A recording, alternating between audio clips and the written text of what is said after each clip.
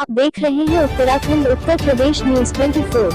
सिर्फ सच दिखाने का हौसला रखते हैं हम, नहीं छुपाते कोई खबर, आईने की तरह साफ दिखाते हैं हर खबर पर हमारी नजर।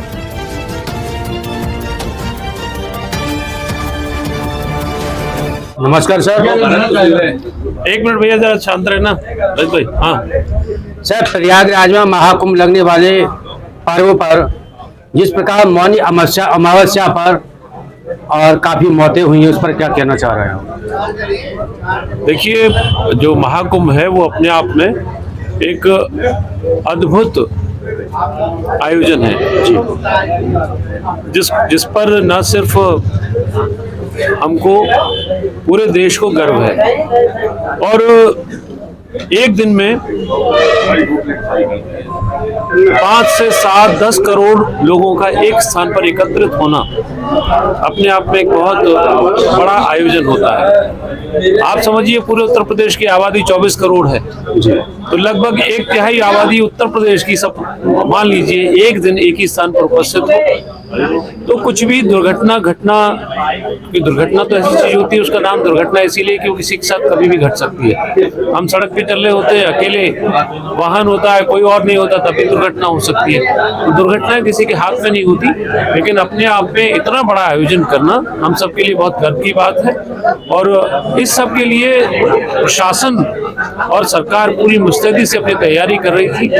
मुझे लगता है कहीं कुछ चूक किसी व्यक्ति से हुई हो या क्या चीजें हो, तो सब जांच का विषय है। हम ये जो भगदौड़ जो हुई थी, ये कैसे हुई है? भागदौड़ होने का कोई कारण नहीं होता। जहाँ जनता इतने बड़े संख्या में उपस्थित होती है, वहाँ कोई भी अफवाह या कोई भी एक छोटी चीज भगदौड़ का कारण बन जाती है। और ये कोई पहली घटना नहीं है, पहले भी हुई है। जब बहुत छोटे छोटे कार्यक्रम होते हैं, उनमें भी कोई घटना घट जाती है। तो इतने बड़े में कोई ऐसी अफवाह या कोई चीज हुई होगी जिसकी मुझे जानकारी नहीं है, मैं अवसर पर नहीं था। उस पर जांच हो रही है, जांच में क्या निकल करके आता है। लेकिन मुझे लगता है कि अपने आप में हमें सभी अधिकारियों को और सबकी पीठ इस बात के लिए थपथपानी चाहिए कि इतना बड़ा आयोजन को कर रहे हैं। कहीं भूल चूक हो जाना एक किसी भी इंसान से कहीं पर भी हो सकती है। तो सर, जैसे मौनी अमावस्या पर जो घटना हुई है, उसके बाद श्रद्धालुओं का आना जाना कम हुआ है या आगे बढ़ता जा रहा है? नहीं, ऐसा तो नहीं है, क्योंकि उसके बाद अभी जो पीछे 3 तारीख को भी जो शाही स्नान था बसंत पंचमी को, उसमें भी अच्छी संख्या में काफी श्रद्धालु पहुंचे, निरंतर पहुंच रहे हैं। हमें तो आज भी लोग कह रहे हैं हमारी व्यवस्था करा दीजिए, वहाँ सब कुछ बुक है। 26 फरवरी तक सारे अच्छा सर, जैसे विपक्ष कह रहा है कि मृतकों की संख्या सही नहीं बताई जा रही है। विपक्ष का काम ऐसी चीजों पर राजनीति करना है, जबकि धार्मिक और ऐसे आध्यात्म की चीजें जिसमें सबको एक भाव होकर के, एकजुट होकर के, राजनीति से अलग हट करके काम करना चाहिए। वही हम सब की कोशिश होनी चाहिए, क्योंकि ऐसा विषय नहीं है जिसमें कोई किसी ने किसी को मारा नहीं है। ये दुर्घटना है और दुर्घटना किसी के हाथ में नहीं होती। हम सब, हमारी संवेदनाएं उन सब परिवारों के साथ है जिनके साथ ऐसी घटना घटी है। कुछ और सावधानी जनता के स्तर पर भी बरती जाती है, भगदड़ नहीं होती, तो शायद ऐसी घटना नहीं घटती। तो सर, विपक्ष का ये कहना है कि सपा सरकार में महाकुंभ की तैयार व्यवस्था दुरुस्त रही और डबल इंजन की सरकार में व्यवस्था फेल रही है। विपक्ष के समय महाकुंभ हुआ ही नहीं है, तो महाकुंभ 144 वर्षों के बाद आया है। ये हम सब के जीवन की अद्भुत घटना है और मुझे लगता है 6 पीढ़ियों के बाद अब हमारे परिवारों को ये अवसर देखने को मिलेगा।